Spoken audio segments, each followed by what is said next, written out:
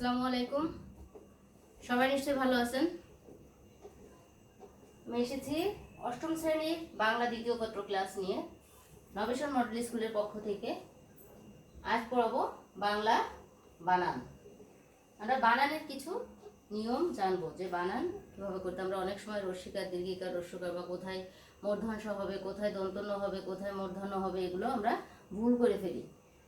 কোথায় হ্রস্বর হবে, কোথায় দীর্ঘস্বর হবে, এগুলো আমরা ভুল করে ফেলি। আমরা আজ সেই নিয়মগুলো জানবো। বাংলা বানানের নিয়ম প্রথম সংস্কার হয় 1936 সালে। 1936 সালে প্রথমে বাংলা বানানের নিয়ম সংস্কার হয়।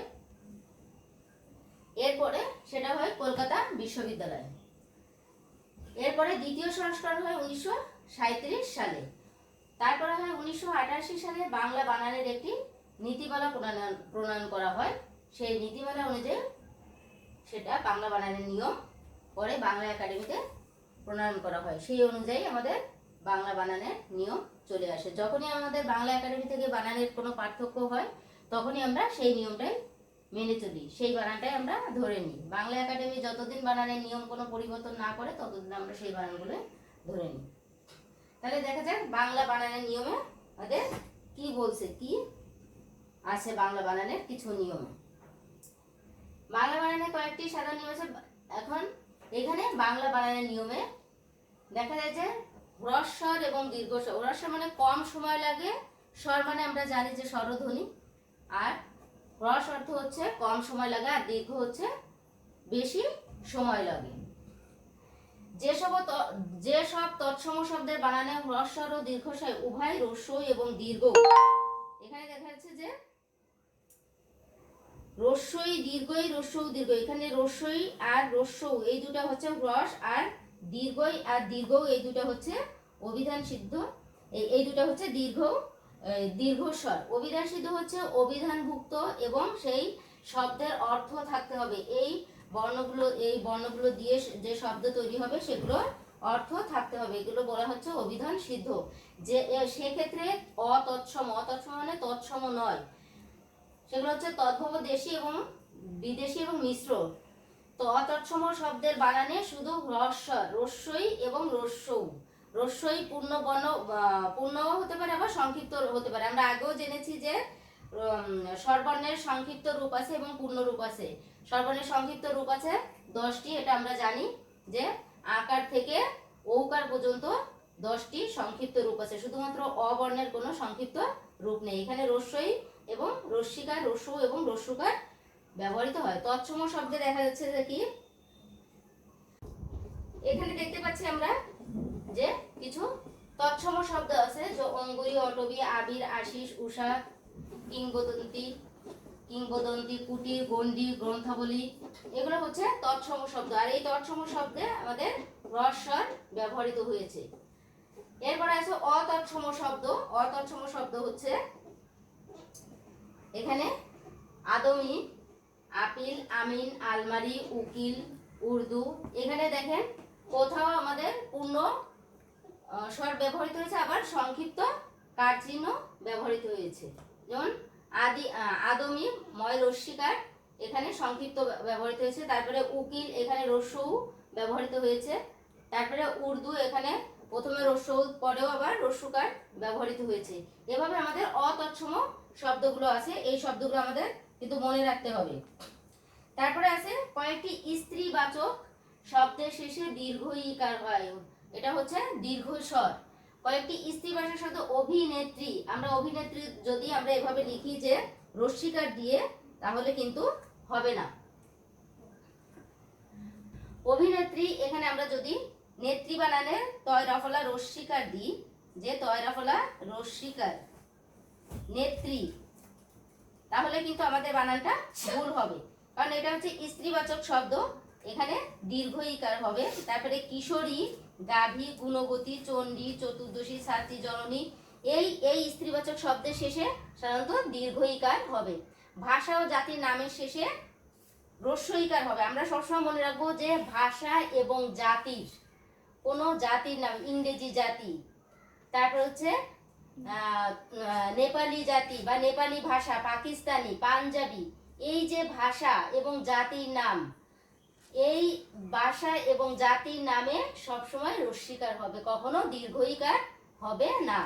বিশেষণবাচক আলি প্রত্যয় যুক্ত, আমরা প্রত্যয় জানি যে আমাদের কিছু প্রত্যয় আছে যেগুলো শব্দের শেষে বসে নতুন শব্দ তৈরি করে এবং অর্থের পরিবর্তন করে, সেগুলোকে বলা হয় প্রত্যয়। এই বিশেষণবাচক আলি প্রত্যয় যুক্ত শব্দে দীর্ঘইকার হবে, যেমন চৈতালি, এখানে চৈতালি, আমরা এখানে চৈতালি দেখছেন, চৈতালি। বিশেষণবাচক আলি প্রত্যয় যুক্ত শব্দে রস্যইকার হবে, যেমন চৈতালি, আলি প্রত্যয় যুক্ত শব্দে, আলি আমরা জানি যে প্রত্যয়, প্রত্যয় হচ্ছে শব্দের শেষে বসে নতুন শব্দ যুক্ত করে, সেগুলো হচ্ছে প্রত্যয়। আর এখানে রস্যইকার হবে, যে চৈতালি, চৈতালি। তয় আকার যেহেতু আছে, এই আকারটা যদি আমরা আ ধরি, যে এই আ লয় রস্যিকার ধরি, তাহলে হচ্ছে আলি প্রত্যয় চলে আসে। পুবালি, ওই বয় আকার আছে, বয় আকারে এই আকারটা যদি আমরা পূর্ণ স্বর ধরি যে আ, তাহলে হচ্ছে আলি আসে। তাহলে প্রত্যেকটা শব্দের শেষে আমরা দেখছি পুবালি, বর্ণালী, মিতালি, মেয়েলি, তারপর হচ্ছে রূপালী, সোনালী, প্রত্যেকটা শব্দের শেষে আমাদের আলি প্রত্যয় যুক্ত আছে। এজন্য আমাদের বিশেষণবাচক, এটা হতে হবে বিশেষণবাচক শব্দ, বিশেষণবাচক আলি প্রত্যয় যুক্ত শব্দে রস্যিকার হবে। এরপরে আসছে বানানে ও এর ব্যবহার, কোথায় ওকার হবে। ক্রিয়াপদের বানান পদান্তে ওকার অপরিহার্য নয়। ক্রিয়াপদ, পদান্তে মানে কি পদের শেষে, ক্রিয়াপদের শেষে ওকার অপরিহার্য নয়, দিলেও হবে না দিলেও হবে। যেমন আনবো, এখানে আনবো, আ দন্তন্য বয় ওকার দিলেও হবে, এটা না দিলেও হবে, আনবো এভাবে দিলেও হবে। অর্থাৎ এটা হচ্ছে ক্রিয়াপদ, এই ক্রিয়াপদের শেষে ওকার দিলেও হবে না দিলেও হবে, এজন্য বলছে অপরিহার্য নয়। তাহলে যদি আসে যে কোন পদের বানানের শেষে ওকার ব্যবহার অপরিহার্য নয়, তাহলে ক্রিয়াপদের বানানের শেষে ওকার অপরিহার্য নয়। এরপর আসে বর্তমান অনুজ্ঞার সামান্য রূপে পদান্ত ও ওকার প্রদান করা যায়। আনো, করো, খেলো, আনো, এখানে কি বলছে অনুজ্ঞা, অনুজ্ঞা বলতে আমরা আদেশ, অনুরোধ, উপদেশ এগুলো বুঝি। এই অনুজ্ঞা বলতে বোঝায় আদেশ, উপদেশ, অনুরোধ, প্রার্থনা, এগুলোকে বোঝাই হচ্ছে অনুজ্ঞা। আর এই অনুজ্ঞা বলছে যে এই বর্তমান অনুজ্ঞা সামান্য রূপ, বর্তমান মানে কি বর্তমানে যেটা চলছে সেই বর্তমানের কথা বলা হচ্ছে, যে এই বর্তমান বলছে যে বর্তমান অনুজ্ঞা বলতে হচ্ছে বর্তমানে যেটা চলতেছে সেই বর্তমানের কথা বলছে, যে বর্তমান অনুজ্ঞা, বর্তমান অনুজ্ঞা বর্তমানে চলছে আদেশ, অনুরোধ, উপদেশ, এগুলো সামান্য রূপে পদান্তে ওকার প্রদান করা যায়। কি বলছে ওকার প্রদান করা যায়, সামান্য রূপে প্রদান করা যায়। আনো, আ দন্তটাকে আন না লিখে আমরা আনো বলছি। করো, কর না বলে করো লিখছি। খেল না লিখে খেলো, চল না লিখে চলো, দেখ না দেখে তার মানে কি বলছে যে অনুজ্ঞার শেষে মানে যেগুলো আমরা আদেশ, অনুরোধ করছি, উপদেশ দিচ্ছি, সেগুলো শেষে আমরা ওকার ব্যবহার করতে পারি। এরপরে আনো প্রত্যয় শব্দের শেষে ওকার হবে। কি বলছে আনো প্রত্যয় শেষে করানো, এখানে করানো দেখা যাচ্ছে যে করানো হচ্ছে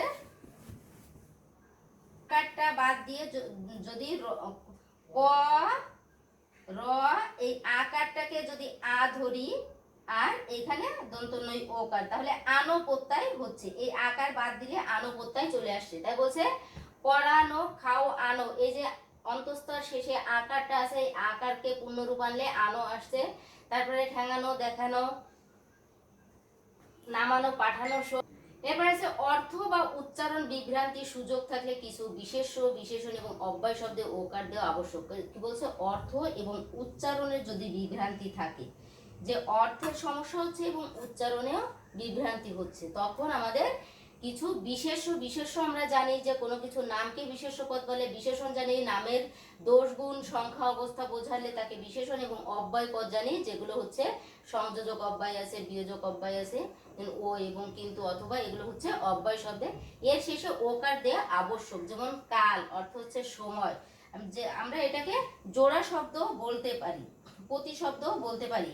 যেমন কি বলছে এখানে কাল, এখানে এই যে কাল, এই কাল অর্থ কি সময়, এই কাল অর্থ হচ্ছে সময়। আর এই কালো, কয় আকার লকার, এই কালো অর্থ হচ্ছে রং, একটা রঙের কথা বলা হচ্ছে কালো রং, আর এই কালো অর্থ হচ্ছে সময়। তারপরে হচ্ছে ভাল, এই এইখানে এটা কিন্তু ভাল না, ভালো না, এটা হবে ভাল, ভয় আকার ল, ভাল। এই যে আমরা যদি এখানে বলি যে ভালো বাড়ি, তাহলে এই ভালো বাড়ি আমরা এই ভালোটা লিখলে কিন্তু হবে না, আমাদের লিখতে হবে ভালো বাড়ি বলতে ভয় আকার ল ওকার, যেটা ভালো বলতে উত্তম বোঝায়, সেটা হচ্ছে ভালো, উত্তম, প্রশংসনীয়, সেটা হচ্ছে এই ভালো। আর এই ভয় আকার ল বলতে এই ভাল অর্থ হচ্ছে কপাল, ভাগ্য, একে বলা হচ্ছে কপাল বা ভাগ্য। এই ভয় আকার ল, এটা কিন্তু ভাল উচ্চারণ হবে, ভালো উচ্চারণ হবে না। আর ভালো উচ্চারণ হচ্ছে ভয় আকার ল ওকার, ভালো এটা। এরপরে এরপরে দেখছি বানানে বিসর্গ। বিসর্গ ব্যবহার পদান্তে মানে পদের শেষে কখনো বিসর্গ থাকবে না। কিছু কিছু বাক্যে আমরা হয়তো লিখে থাকি ক্রমশ, কয়লা কলা ম তার বর্ষা দিয়ে আবার বিসর্গ দিই, কিন্তু এটা হবে না, এটা ভুল হবে। ক্রমশ, দ্বিতীয়ত, প্রথমত লিখে আমরা এই শেষে আমরা বিসর্গ দিই। আমি বিসর্গ আমরা সবসময় মাঝখানে এরকম ফাঁকা রাখবো, কখনো এরকম পূর্ণ করে দিব না। যখনই পূর্ণ করে দিব তখন এটা পূরণ হয়ে যাবে, এজন্য আমরা সবসময় এরকম মাঝখানে ফাঁকা রাখবো, তখন আমাদের বিসর্গ বোঝা যাবে, বিসর্গ হবে। তাহলে বিসর্গ হচ্ছে এই বানানের শেষগুলোই হচ্ছে বিসর্গ চিহ্ন বসবে না, এই বানানের শেষে বিসর্গ দিলে ভুল হবে, কিন্তু পদের মাঝখানে আমরা বিসর্গ চিহ্ন দিতে পারি। পদের মধ্যস্থিত মানে পদের মাঝখানে, সব বর্ণের মাঝখানে, শব্দের মাঝখানে আমরা বিসর্গ চিহ্ন দিতে পারি। অন্তস্থ, দুঃখ, দুঃসহ, নিঃশব্দ, পুনঃপুন, স্বতঃস্ফূর্ত, এগুলো হচ্ছে আমরা মাঝখানে বিসর্গ চিহ্ন দিতে পারি। এবার অভিধান সিদ্ধ হলো পদ মধ্যস্থিত বিসর্গ বর্জন। অভিধান সিদ্ধ মানে হচ্ছে শব্দের অর্থ যদি না হয়, যে মাঝখানে বিসর্গ দিলাম কিন্তু শব্দ হলো কিন্তু শব্দের অর্থ হলো না, তখন কিন্তু সেটা অভিধান বহির্ভূত হয়ে যাবে। আর অভিধান বহির্ভূত হলে সেটা আমাদের কোনো শব্দ হবে না। আর সেখানে আমাদের যদি বিসর্গ বর্জন করতে হয় তখন আমাদের সেই বিসর্গ বর্জন করতে হবে। যেমন দুস্থ, নিঃশ্বাস, আমরা অনেক সময় নিঃশ্বাস বানান লিখে এরকম দন্তনাসী বিসর্গ দিয়ে তারপরে লিখে ফেলি নিঃশ্বাস, তারপর বয় আকার দন্তস্বর, কিন্তু এটা হবে না, এটা বর্জনীয় হবে, এই বিসর্গ হবে না, এটা বর্জনীয় হবে।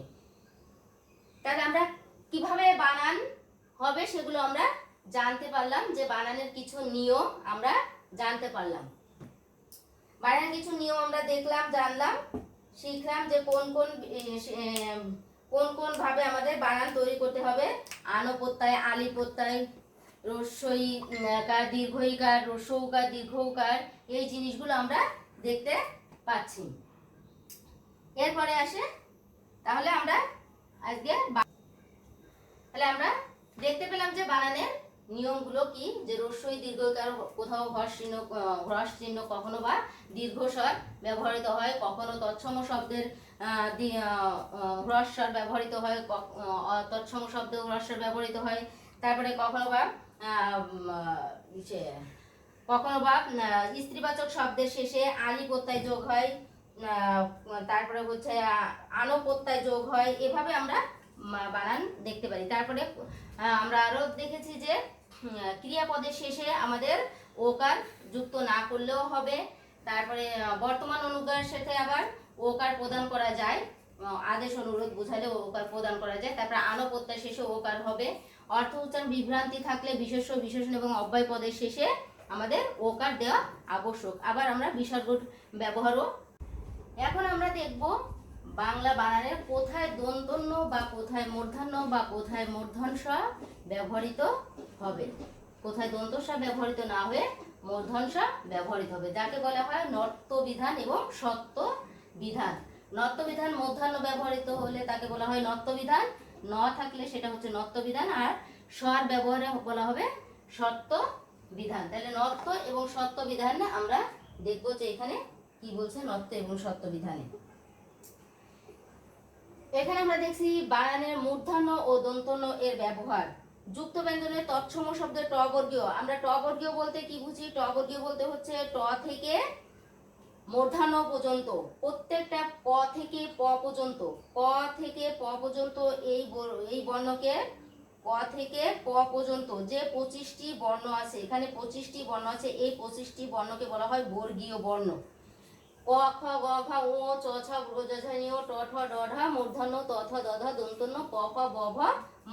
এই যে 25টি বর্ণ, এই 25টি বর্ণকে বলা হয় স্পর্শ বর্ণ বা বর্গীয় বর্ণ। তাহলে বর্ণের প্রথম বর্ণকে বলা হয় বর্গীয়। তাহলে ক বর্গীয় বললে ক থেকে ও পর্যন্ত, ট বললে ট থেকে মূর্ধন্য পর্যন্ত বোঝায়।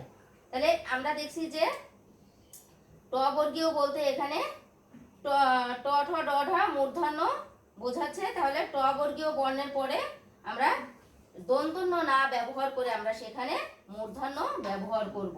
তাহলে যুক্ত ব্যঞ্জনে সেটা কি বলছে যে যুক্ত ব্যঞ্জনে তৎসম শব্দে সেটা হবে তৎসম শব্দের ট বর্গীয় বর্ণে ট ঠ ড ঢ মূর্ধন্য পূর্ববর্তী দন্তন্য ধ্বনি কি হবে মূর্ধন্য হয়ে যাবে। যেমন কণ্ঠ, ঘণ্টা, নির্ঘণ্ট, বন্টন, এইখানে প্রত্যেকটার সাথে কিন্তু আমার ট আছে। এখানে ট আছে, এখানে ট আছে, এখানেও ট আছে, এখানে ট আছে, এখানে ঠ আছে, যেহেতু টর পরে ঠ, তারপরে এখানেও ঠ আছে, এখানে ঠ আছে, তারপরে আমার মূর্ধন্য। কিন্তু আমরা যদি এখানে কণ্ঠ ক মূর্ধন্য আমরা জানি মাত্রা নাই, কিন্তু আমরা যদি মাত্রা দিয়ে দিই, যে এইভাবে যদি দিয়ে দিই তাহলে কিন্তু আমাদের এখানে দন্তন্য হয়ে যাবে। আমরা মূর্ধন্যই জানি যে মূর্ধন্য লিখতে গেলে আমাদের অর্ধমাত্রা দিতে হয় এবং দন্তন্য লিখতে গেলে আমাদের পূর্ণ মাত্রা দিতে হয়। তাহলে আমাদের বামে যদি মাত্রা চলে আসে তাহলে আমাদের এটা দন্তন্য হয়ে যাবে, যদি ডানে মাত্রা যায় অর্ধেক, বামে আসবে না, তাহলে সেটা হবে মূর্ধন্য। তাহলে আমরা এই যে বানানগুলো ট বর্গীয় ধ্বনির সাথে যদি কোনো ন যুক্ত হয় তাহলে সেটা দন্তন্য হবে না, মূর্ধন্য হবে, এবং সেখানে আমরা বামে আমরা মাত্রা টানবো না। এভাবে অনেক বানান আছে, যেমন কাণ্ড, কাণ্ডারি, কুণ্ডল, খণ্ড, চণ্ডী, দণ্ড, পণ্ডিত, ভণ্ডামি, ভণ্ড, ভণ্ডামি। আমরা যদি এই নিয়মটা জানি তাহলে আমাদের আর বানানে ভুল হবে না যে কোথায় মূর্ধন্য হবে আর কোথায় দন্তন্য হবে। এরপর আমরা দেখছি তৎসম শব্দে রি বা রিকার, রি পূর্ণ রিও বসতে পারে, আবার রিকারও বসতে পারে। পূর্ণ আমাদের এই রিটাও বসতে পারে, আবার এই যে সংক্ষিপ্ত চিহ্ন রিকার, এই রিকারটাও বসতে পারে। যদি এই বর্ণের আগে যদি এই রি বা এই রিকার থাকে তাহলে সেখানে দন্তন্য না বসে বসবে হচ্ছে মূর্ধন্য। তারপরে আছে র ফলা, রি, র এবং মূর্ধন্য স। তিনটা বর্ণের পরে সাধারণত দন্তন্য না বসে মূর্ধন্য বসে, যেমন রিকার, এরপর আছে র, রতে হচ্ছে র ফলা হতে পারে, আবার রেফ ফলা, র ফলা হতে পারে, আবার রেফ ফলা হতে পারে। আর মূর্ধন্য স, এখানে মূর্ধন্য স বলতে আবার আমরা এখানে আরেকটা পাই যে ক্ষীয়, ক্ষীয় কিন্তু ক প্লাস মূর্ধন্য স মিলে হয় হচ্ছে এই ক্ষীয়, ক প্লাস মূর্ধন্য স মিলে কিন্তু এই ক্ষীয় হয়। তাহলে আমরা এখানে ক্ষীয়কেও ধরবো। ক্ষীয় যদিও আমাদের এই 39টি ব্যঞ্জন বর্ণের ভিতর না, তারপরে আমরা এই ক্ষীয়কে এই বানানের ভিতর আমরা ধরবো, কারণ হচ্ছে ক্ষীয়র সাথে ক এবং মূর্ধন্য স দুটো বর্ণ যুক্ত আছে। ক এবং মূর্ধন্য স এই দুটো বর্ণ মিলেই হচ্ছে ক্ষীয়, এজন্য আমরা হচ্ছে ক্ষীয়কে ধরবো। তাহলে রি, র এবং মূর্ধন্য স, এই রি, রিকার, র, র ফলা, রেফ ফলা এবং হচ্ছে মূর্ধন্য স এবং ক্ষীয়, এই বর্ণগুলোই আমরা সবসময় দেখবো যে বর্ণগুলো পরে দন্তন্য না বসে মূর্ধন্য হবে।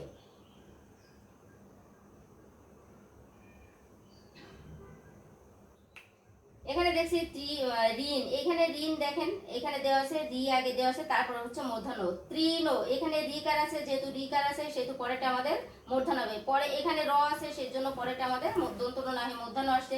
এখানে তর সাথে র ফলা আছে, এজন্য আমাদের তয় র ফলা হয়েছে, তয় র ফলার কারণে এখানে মূর্ধন্য।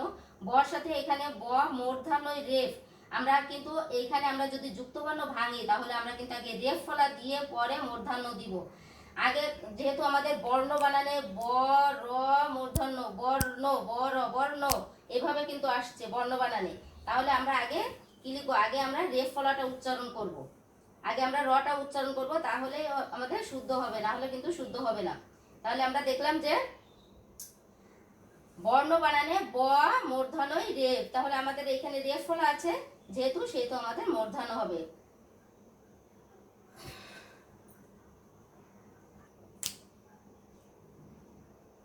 এরপরে কি বলছে যে একই শব্দের মধ্যে রি, র ফলা, রেফ ফলা, মূর্ধন্য স যে কোনো একটির পরে স্বরবর্ণ ক বর্গ এবং প বর্গ হয় তাহলে এবং অন্তর্জ, অন্তস্থ, হ, অনুস্বার এই বর্ণগুলো একটি বা একাধিক বর্ণ থাকলে পরবর্তী দন্তন্য মূর্ধন্য হয়। কি বলছে যে কোনোটার ভিতর যদি এই বর্ণগুলো থাকে এবং তার সাথে যদি স্বরবর্ণ থাকে, যে রি, র, র ফলা, রেফ, মূর্ধন্য ক্ষীয় এর যে কোনো একটির পরে এই কয়টা বর্ণের যে কোনো একটির পরে যদি স্বরবর্ণ থাকে এবং ক বর্গ বলতে ক থেকে মু পর্যন্ত, প বর্গ বলতে প থেকে মো পর্যন্ত এবং অন্তর্জা অন্তস্থ হ অনুসার, এই যে এখানে এই চারটি বর্ণগুলো এক বা একাধিক বর্ণ থাকলেও পরবর্তী দন্তন্য মূর্ধন্য হবে।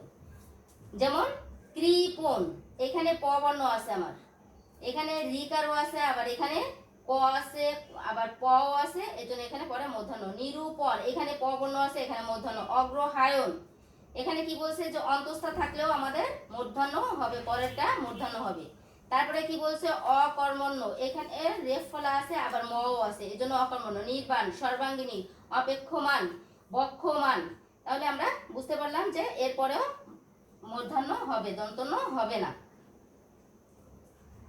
এরপরে আসছে প্র, পরা, পরি, নির, এই চারটি উপসর্গ। আমরা উপসর্গ জানি যে উপসর্গ আছে আমাদের, বাংলা উপসর্গ এবং সংস্কৃত উপসর্গ আছে। প্র, পরা, পরি এগুলো হচ্ছে সংস্কৃত উপসর্গ। প্র, পরা, পরি, নির, এই চারটি উপসর্গ পরে নম, নশ, নি, নু, অ, হন প্রভৃতি ধাতু দন্তন্য স্থলে মূর্ধন্য হয়। কি বলছে যে এই চারটি উপসর্গের পরে নম, সম, নশ, নি, নু, অন, হন প্রভৃতি ধাতু দন্তন্য স্থলে মূর্ধন্য হয়। প্র, এখানে প্র দিয়ে আমরা দিছি প্রণাম, তাহলে এখানে আমার প্রণাম চলে আসছে মূর্ধন্য। প্র যেহেতু আমরা এখানে বলছে যে প্র উপসর্গ থাকলে পরেরটা মূর্ধন্য আসছে, প্র থাকলে মূর্ধন্য আসবে। প্র, নিত এখানে নিয়ে আসে। তারপরে হচ্ছে প্রণিপাত, তারপরে হচ্ছে পরায়ণ, এখানে পরা উপসর্গ দিয়ে আসছে, পরা, পরার পরে অন্তস্থ মূর্ধন্য। পরান্ন, তারপরে পরি, পরিণতি, পরিণাম, পরিণয়। তারপরে আছে নির, নির হচ্ছে নির্ণীত, নির্ণয়, নির্ণয়ক। এরপর আছে যুক্ত ব্যঞ্জন গঠনে অতৎসম ট বর্গের পূর্বে দন্তন্য হয়। বলছে যুক্ত অতৎসম শব্দ, অতৎসম শব্দের ক্ষেত্রে কি হয়, ট বর্গের পূর্বে দন্তন্য হয়। এটা অতৎসম শব্দ, আমরা আগে পড়ছি তৎসম শব্দ, এখন দেখছি অতৎসম শব্দের পূর্বে দন্তন্য হবে, যেমন ইন্টার, উইন্টার, কারেন্ট, গ্রান্ট ইত্যাদি। তাহলে অতৎসম শব্দে যুক্তবর্ণ গঠনে কি হবে, আমাদের মূর্ধন্য না হয়ে দন্তন্য হবে।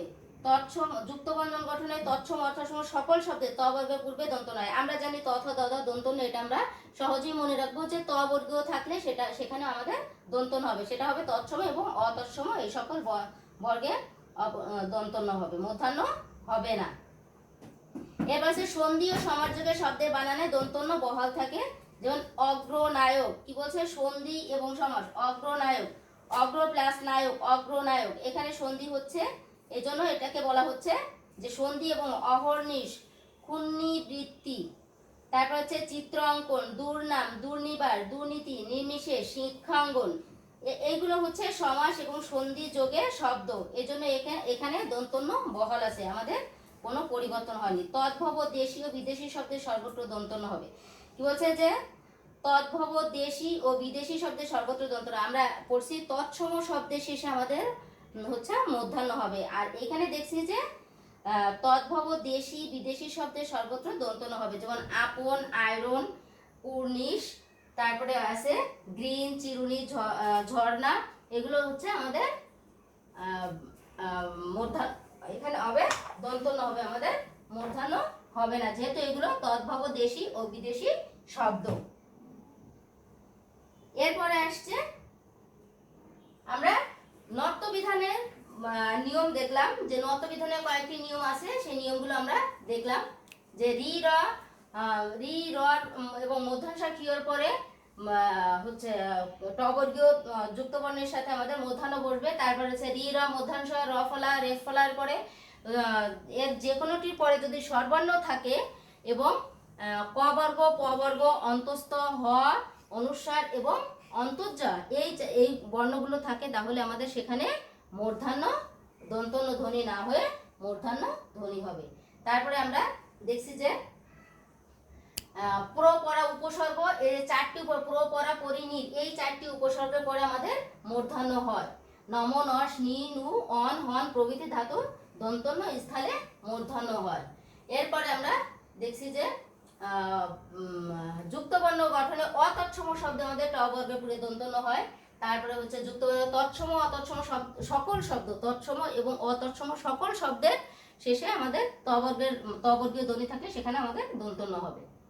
সমাস সন্ধি যোগের শব্দের শেষে আমাদের মূর্ধন্য হবে না, দন্ত ন হবে। এরপরে আমরা আসছি সত্য বিধান। একে মধ্যাংশের ব্যবহারকে বলা হয় সত্য বিধান। এর ব্যবহার, মধ্যাংশের ব্যবহারকে বলা হচ্ছে সত্য বিধান। রি র আমাদের এটাও কিন্তু মধ্যাহ্নের মতোই, নত্য বিধানের মতোই অনেকটা মিল আছে। রি কিংবা রিকার এর পরে মূর্ধন্য হয়। আমরা নত্য বিধানও পড়েছি, রি কিংবা রিকার এর পরে মূর্ধন্য হয়, এখানেও তাই।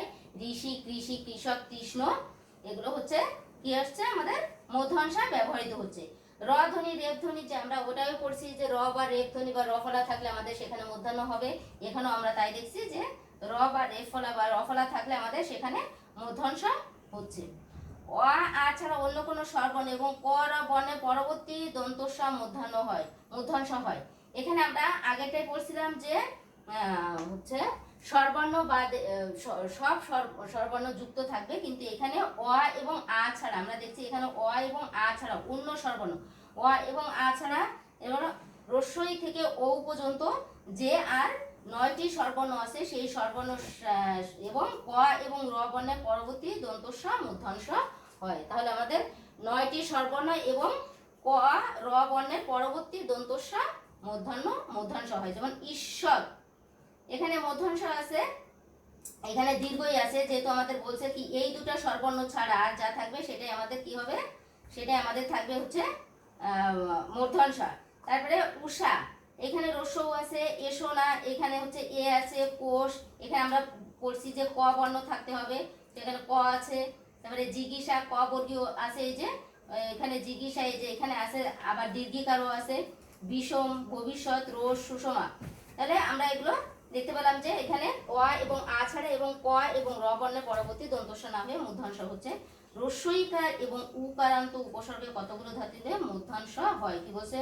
দীর্ঘইকার এবং রস্যৌকার, উকার, ইকার এবং উকার। ইকার উকার বলতে কি বোঝাচ্ছে? আমরা জানি রস্বইতে আমরা লিখলে রস্বইকার লিখি এবং রস্যৌ লিখলে আমরা লিখি রস্যুকার, এজন্য বলছে ইকার আর উকার। উপসর্গের পরে কতগুলো ধাতুতে মূর্ধন্য হয়? যেমন সঙ্গ, সঙ্গর সাথে অনু, অনু উপসর্গ যুক্ত হয়ে অনুসঙ্গ। শেক, অভিষেক, অভি উপসর্গের সাথে যুক্ত হয়ে অভিষেক। স্থান, অধিষ্ঠান। সুপ্ত, সুসুপ্ত, সু একটা হচ্ছে উপসর্গ, এখানে সুপ্ত। তারপরে বলছে যুক্ত ব্যঞ্জন গঠনে তৎসম ট বর্গের পরে মূর্ধন্য হয়। আমরা আগেও পড়েছি যে ট বর্গের সাথে থাকলে আমাদের দন্তস্ব না হয়ে মূর্ধন্য হবে। যে অনিষ্ট, অষ্টম, যুক্ত ব্যঞ্জন তৎসম শব্দ, এটা হচ্ছে তৎসম শব্দের শেষে আমাদের মূর্ধন্য হবে।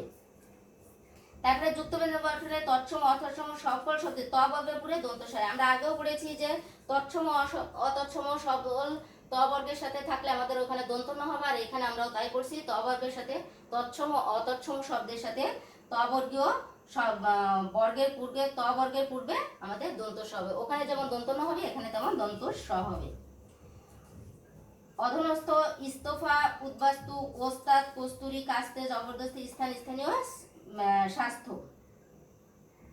যুক্ত ব্যঞ্জন গঠনে তৎসম, অতৎসম সব চ বর্গের পূর্বে তালবস্য হয়। এখানে আমরা এই নিয়মটা আমাদের ওইখানে নেই, এখানে যেহেতু আমাদের স তিনটা, তালবস্য, মূর্ধন্য, দন্তস্ব, তাহলে আমাদের তালবস্যের ব্যবহারটাও দেখতে হবে। যুক্ত ব্যঞ্জন গঠনে তৎসম, অতৎসম সকল শব্দে চ বর্গের পূর্বে, আমাদের চ ছ বর্গ নিয়ম, এই পূর্বে তালিবস্য হয়। যেমন আশ্চর্য, দুশ্চরিত্র, এখানে আমাদের চ বর্গীয় আছে, এখানে চ আছে, তারপর হচ্ছে এখানেও চ আছে, তারপরে এখানে চ আছে। কি বলছে? চ বর্গের পূর্বে তালিবস্য হবে। এরপরে বানানে হচ্ছে রেফ এর ব্যবহার। রেফ এর কোথাও তৎসম অতৎসম সকল ব্যঞ্জনে দিত হবে না। কি বলছে? যে আমরা রেফ হলে অনেক সময় আমাদের ব্যঞ্জন বর্ণে দিত হয়, কিন্তু তৎসম অতৎসম শব্দে ব্যঞ্জন বর্ণে দিত, দিত মানে কি দুইবার উচ্চারণ, ওই ব্যঞ্জনটা দুইবার উচ্চারণ, কিন্তু না, ওই ব্যঞ্জনটা দুইবার উচ্চারণ হবে না। বলছে যে রেফের পরে কোথাও তৎসম অতৎসম, বলছে তৎসম এবং অতৎসম শব্দে ব্যঞ্জন বর্ণে দিত, দিত মানে দুইবার উচ্চারণ, দুইবার উচ্চারণ হবে না। কর্য, এখানে কর্য, কর্য হবে না, কর্য, কর্ম, এখানে র উচ্চারণ হবে। কার্য, কার্য হবে না, কার্য, কার্য হলে দুইবার জ উচ্চারণ হচ্ছে। পূর্ব, এখানে পূর্ব হবে, ফদ্দ হবে না, ফর্দ হবে। তাহলে আমাদের র উচ্চারণ হবে এবং ব্যঞ্জন বর্ণ একবার উচ্চারিত হবে। এটা কখন? শুধুমাত্র তৎসম এবং অতৎসম শব্দের ক্ষেত্রে।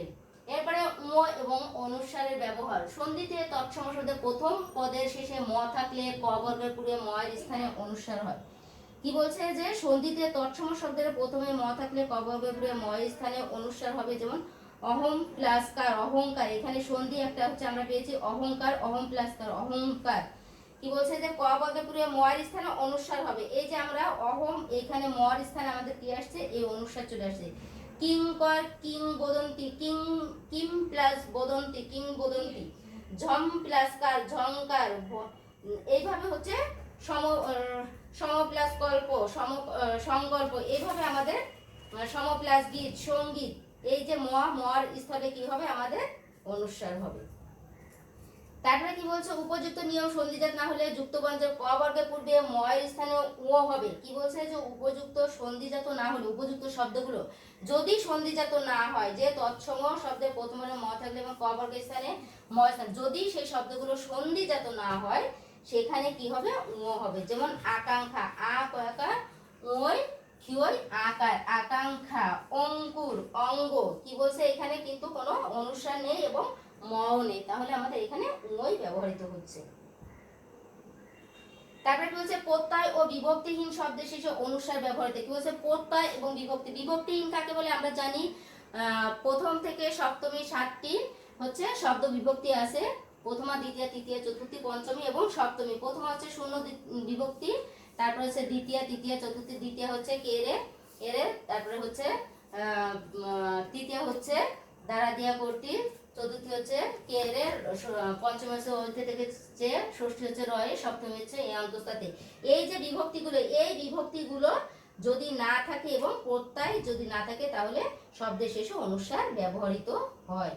বলছে আরং, ইদানিং। এখানে কোনো প্রত্যয় নেই এবং কোনো বিভক্তিও নেই, এজন্য শেষে ব্যবহৃত হচ্ছে অনুসার ব্যবহৃত হচ্ছে।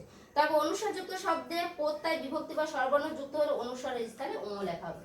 প্রথমটা কি বলছে, প্রত্যয় এবং বিভক্তিহীন শব্দের শেষে অনুসার হবে, কিন্তু পরেরটা কি বলছে, অনুসার যুক্ত প্রত্যয় এবং বিভক্তি স্বরবর্ণ যুক্ত হলে সেখানে অনুসারের স্থানে ও লিখতে হবে। যে এখানে বলছে অনুসারযুক্ত প্রত্যয়, বিভক্তি বা স্বরবর্ণ যুক্ত হলে অনুসারের স্থানে ও লেখা হবে। প্রথমটা আমরা বলছি প্রত্যয় এবং বিভক্তিহীন শব্দের শেষে অনুসার ব্যবহৃত হয়, কিন্তু পরেরটাই দেখছি অনুসার যুক্ত শব্দে প্রত্যয়, বিভক্তি বা স্বরবর্ণ যুক্ত হলে অনুসারের স্থানে ও ব্যবহৃত হবে।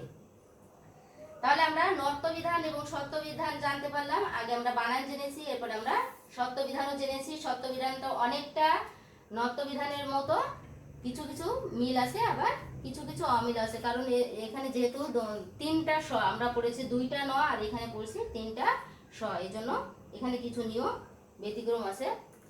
তাহলে আমরা এই নিয়মগুলো যদি জানতে পারি তাহলে কোথায় দন্তন্য, কোথায় মূর্ধন্য, কোথায় দন্তস্ব, কোথায় তালবস্য, কোথায় মূর্ধন্য হবে সেগুলো আমরা জানতে পারবো। আমরা অবশ্যই নিয়মগুলো মনে রাখবো এবং বারে বার চর্চা করব, যেহেতু বানানে ভুল গেলে কিন্তু আমাদের ব্যাকরণে পুরো নাম্বারই বাদ যাবে, যেহেতু এটা ব্যাকরণ।